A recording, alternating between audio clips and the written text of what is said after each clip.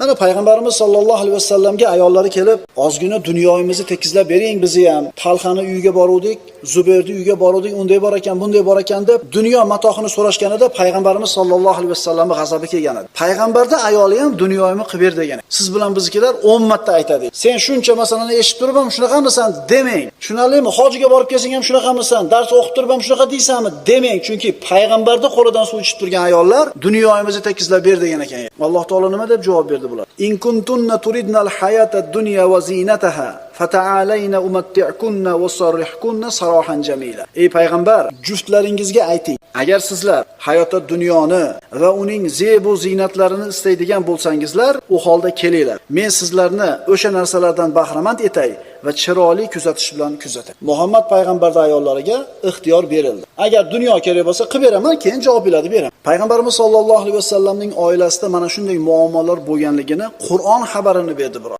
Mana shunday zaylda qolgan onalarimiz payg'ambarimizga kelib iltimos qilishaverdi. Payg'ambarimiz mana shu narsadan ozor chekib 1 oy ayollar yaqin kelmaydi. 1 oy. Mana shu 1 oy kifoya qildi. Yuqorida oyatlar tushdi, ayollar qilgan ishini tushunishdi. 1 oy o'tgandan keyin payg'ambarimiz yana ayollarga qaytdi. Birinchi bo'lib Oysha onamiz roziyallohu anhoni hujrasiga